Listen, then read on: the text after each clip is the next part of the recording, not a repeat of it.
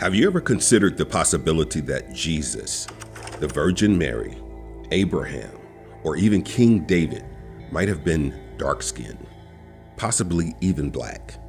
The traditional European art has always portrayed the biblical figures as white, but the recent revelations from Russia may shock you as they suggest otherwise.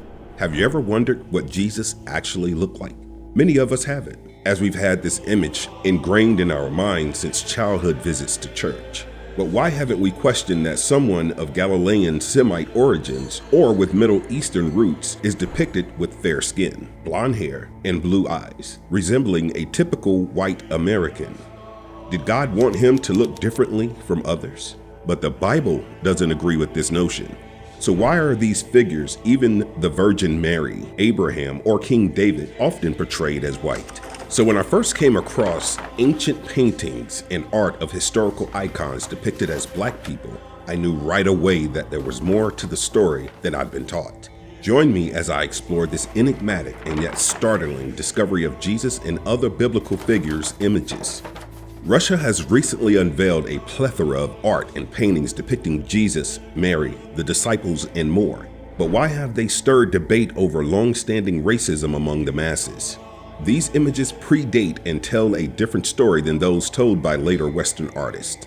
The depictions of these biblical icons show them as dark-skinned individuals. Although Jesus is described as having woolly hair and feet that appeared as burnt bronze, I'd never seen this in Western portraits. The only Jesus I'd ever seen was the blonde-hair, blue-eyed model that most of us are familiar with. This picture was in every black household and church that I can remember. In the church, that image was printed on the fans, the stained glass windows, and even in the Bible itself. Talk about a propaganda campaign. What about Krishna, the blue Hindu god? Did you know that Krishna was originally black? Take a look at some of the earliest depictions of Krishna. There's no question of the skin color. Let's not forget about the Egyptians. Take a look at the pictographs lining the pyramids and the ruins of the pyramids and the temples. Again, no question about the skin color. So much can be said about the innumerable kingdoms and civilizations that have been whitewashed over time. So much to the point that it seems taboo to say these people were black or had black origins. Why is this? Why so much colorization of humanity? As we say in all of our videos, it's human nature. Primitive human nature, to be more exact. We subconsciously perceive anything different as a threat, and in many cases, we should. Every conquered land was done so by someone different than the inhabitants.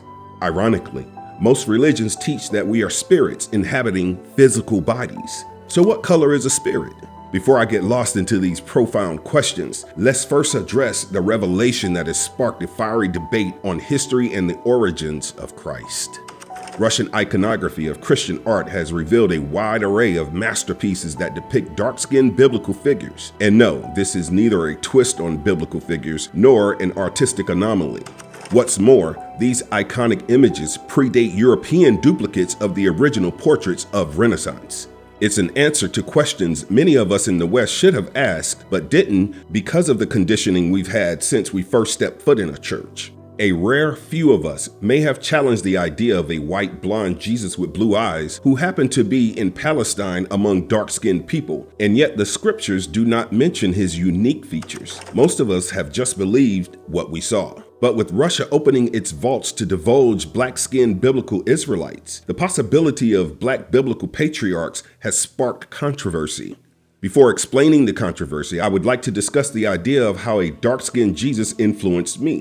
When I saw these masterpieces showcasing dark-skinned biblical figures for the first time, I felt a deep connection with God that I never experienced before. It was kind of a spiritual rekindling for me, as I could feel a unique bond with these figures. But which image is the right one? What's interesting here is that the Bible doesn't really describe Jesus' physical appearance. Had he been tall, white, or with blue eyes, it would have been an extraordinary characteristic and would have made him very prominent among the Galilean Semites. Galilee is a region in formerly Palestine where people had brown eyes and skin. Such an anomaly definitely merits a mention in narrations or scriptures, especially when they do describe the Old Testament kings Saul and David. The Bible explains them to be tall and handsome. Moreover, Before the crucifixion, at the time of Jesus' arrest in the Garden of Gethsemane, Judas Iscariot had to point out to the soldiers to identify Jesus from his disciples. This indicates that they had to look similar. Now, the Bible doesn't tell whether they were all white or all black or how similar they were. Many people raise the question here whether these words were excluded from the Bible deliberately to hide the certain truths if the writers of the gospel simply missed these things. What do you think was the case? Let us know in the comments.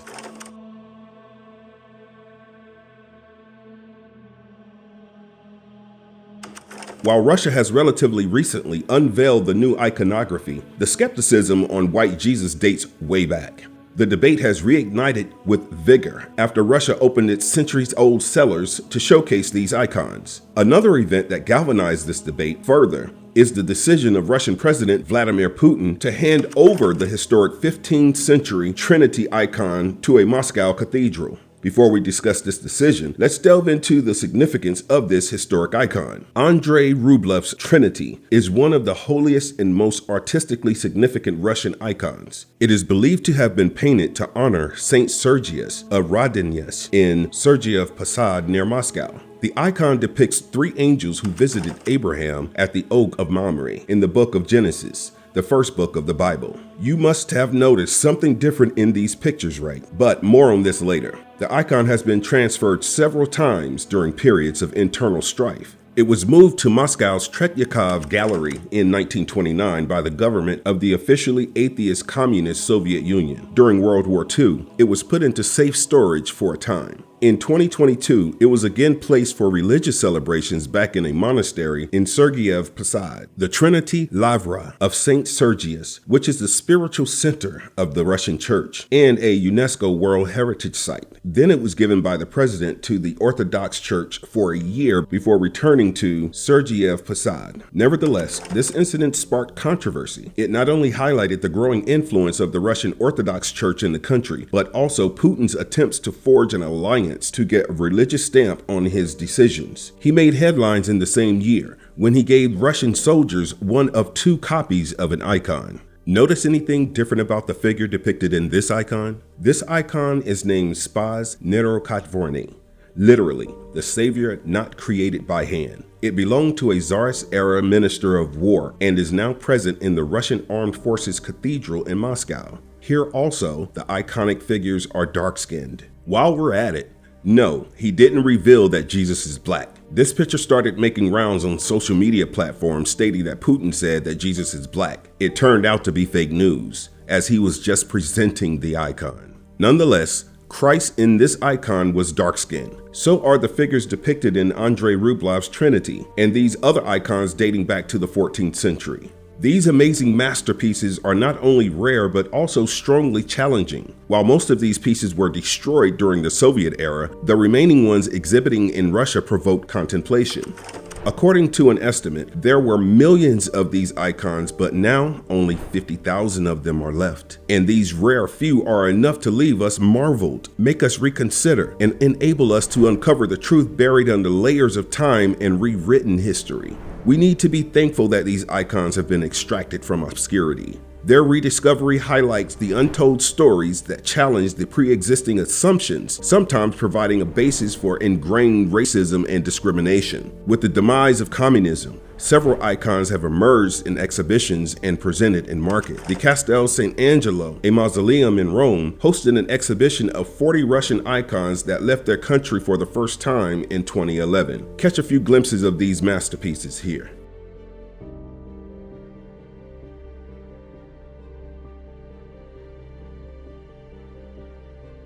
These pieces of art were hidden after the October Revolution of 1917 for their protection from anti-religious destruction. According to the curators, they are considered by the Orthodox tradition as if they were the gospel inspirations of God through the hand of the artist. These icons range from the 15th century to the early 20th century. They hold the similar value for Russia as the pyramids do for Egypt or the temples for Greek.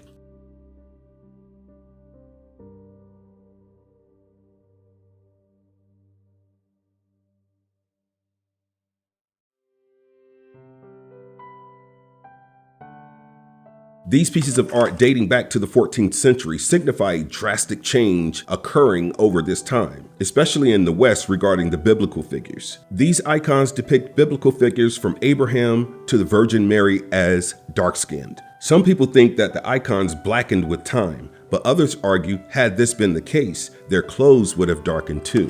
According to Vera Yakova, unlike Western Christianity, Eastern Christianity doesn't tend to westernize or whitewash their depictions of Jesus Christos, Deva Maria, the Mother of God, and certain saints from the Middle East. Russian Orthodoxy is but a single branch of Eastern Christianity. All of the other branches portray Jesus or Jesus and others as brown skin as well, from Greek, Egyptian, Ethiopian, Bulgarian, Armenian, Romanian Orthodox, and more. Yes, there are of course light-skinned depictions of Jesus to be found in the various Orthodox branches, for Orthodox people are diverse and come in a variety of skin colors. So some depict Jesus akin to their own ethnicity, but the depictions are still largely within various shades of brown. Russian depictions are largely like this due to the Byzantine Greek influence, whereas some maintain that people tend to create God in their own image. So, artists depicting him had to refer to the image that they had of him in their mind. Artists in Northern Europe depicted him as Northern European, and then these Europeans took over the world, spreading the images of Christ they were used to. Hence, the depiction of a white Jesus originates from a blend of tradition and political hegemony. Notably, this depiction of biblical figures in Russian icons isn't new. A book written in 1988 by Father Vladimir Ivanov, named Russian Icons, manifests this overlooked aspect of Christianity. You can skim through his book, all thanks to Black Authentic Truth. This is Russian Icons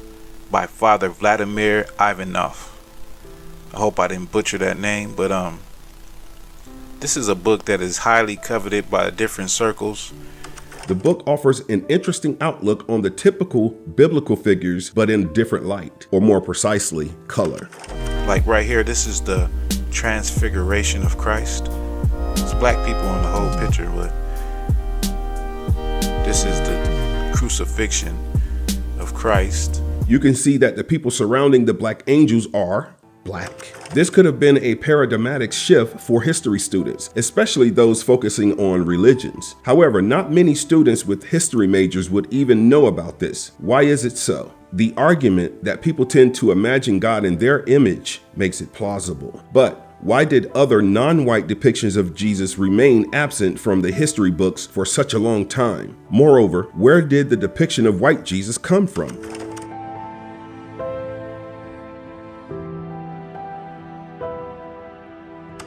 Now that we've learned that Jesus wasn't always depicted as white, how did the idea of a white Jesus come about? The image of Jesus Christ has evolved from AD 1350 to 1600. The most popular depictions of Christ come from Leonardo da Vinci's Last Supper to Michelangelo's Last Judgment in the Sistine Chapel were created during this period. However, the most reproduced depiction of Jesus is neither one of these, nor from this period. The most reproduced depiction of Jesus till date was produced in 1940 by Warner Sallman. This was the light-eyed, light-haired head of Christ image of Jesus. Sallman had prior experience with creating art for advertising campaigns, which played out in the marketing of this picture worldwide. His partnerships with two Christian publishing companies, one Catholic and one Protestant, rendered the head of Christ to be etched on everything from the stained glass to our prayer cards, calendars, hymnals, faux oil paintings, and nightlights.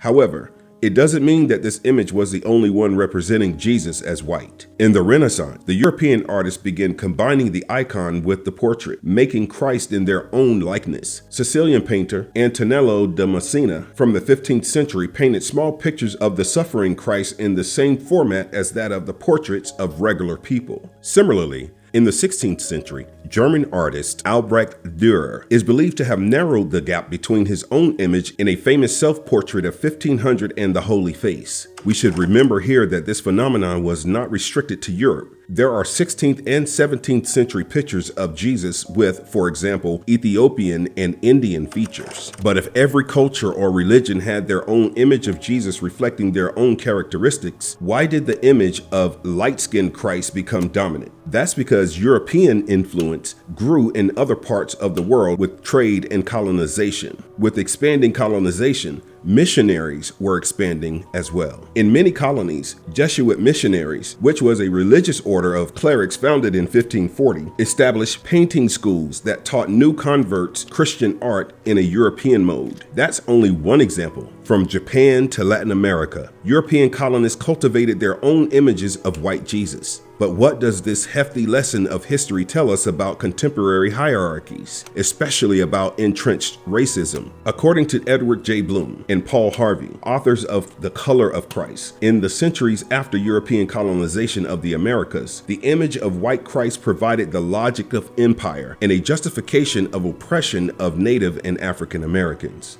In America, where people of different races lived together but weren't treated equally, the media often showed Jesus as white. Not just Warner Sallman's head of Christ, but many actors who played Jesus in movies and on TV were white with blue eyes. Pictures of Jesus were used for lots of reasons over time, from showing how powerful he was to trying to make him look real. But it's important for people to realize the history behind these pictures of Jesus and why it matters for everyone to see themselves represented fairly.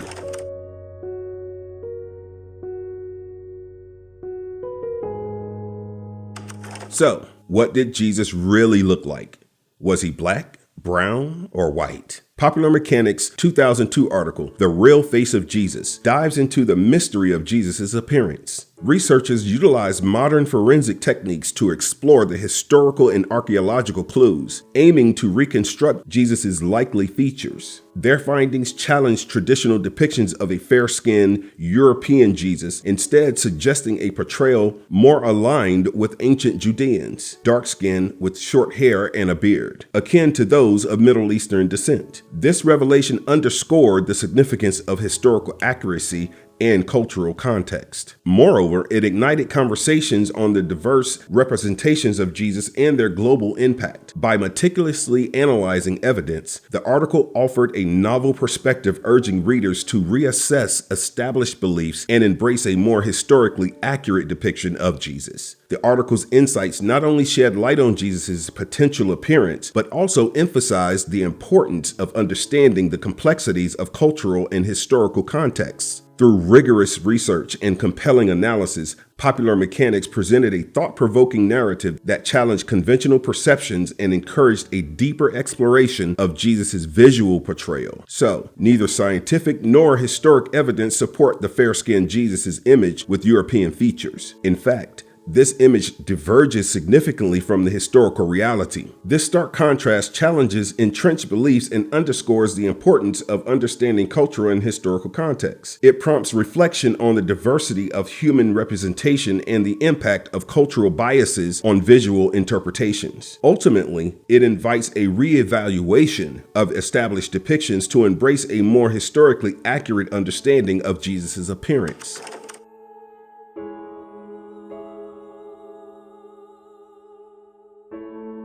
Would it be hard to reconsider the image of God, the one that we have etched in our minds since childhood? While the Russian sailors left the world in awe, many people in the West have called out to rethink the biblical icons and set the record straight. Only a while ago, protesters called for the removal of Confederate statues in the U.S. The system came through, and the Confederate statues were removed. A lot of them anyway. The U.S. activist Shaun King went one step further and called for the tearing down of the white Jesus statues, murals, and artwork. Shaun King is an outspoken supporter of the Black Lives Matter movement. He made these remarks in a tweet. Yes, I think the statues of the white European they claim to be Jesus should also come down. They are a form of white supremacy, always have been. In the Bible, when the family of Jesus wanted to hide and blend in, guess where they went?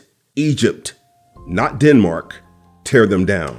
These remarks didn't sit well with many Twitter users and sparked strong condemnation, especially from prominent conservative figures. Although his demand would be considered strong by many, he wasn't the only one to demand reconsideration of Jesus' image. Archbishop of Canterbury and head of the Church of England, Justin Welby, also said the church should reconsider its portrayal of Jesus as a white man. When asked in a BBC Today program whether the way Western churches' portrayal of Jesus needed to be reconsidered and reimagined in light of the Black Lives Matter protest following the death of George Floyd, yes, of course it does, he answered. He said that Jesus was portrayed differently in different countries. You go into their churches and you don't see a white Jesus. You see a black Jesus, or a Chinese Jesus, or a Middle Eastern Jesus, which is of course the most accurate. You see Fijian Jesus. You see a Jesus portrayed in as many ways as there are cultures, languages, and understandings. Responding to calls to remove monuments with links to slave trade and UK's imperialist history, he said that the statues in Canterbury Cathedral would be put under review. When countries with imperialist histories start doing that, it will be one step closer to making this world more inclusive and more peaceful. The unveiling of these black icons is a powerful reminder. Even in the darkest shadows of history, truth shines through. These artifacts urge us to rethink what we know and challenge old stories. Learning about these icons and their different images of the biblical figures makes one understand how deep whitewashing and racial bias runs in our society and even has a religious dimension. They fundamentally change one's view of faith and history. Unveiling these black icons is a powerful reminder. These artifacts urge us to rethink what we know and challenge old stories. These paintings reveal a whole new side of history, making us face the complexities of how we represent the past. This discovery proves that truth always wins, breaking down walls of falsehoods and making us rethink the tales we tell about days gone by. I would say this revelation has taught me that divinity and spirituality exist in every color and form. We should adopt a more inclusive approach to our faith, and above all, we should be open to changing our perspective with the newly emerging truths. This discovery not only brings us closer to our spiritual reality, but also encourages us to challenge the pre-existing perceptions. I urge you to critically review everything we have been told since our childhood, unlearn and raise questions where things don't make sense.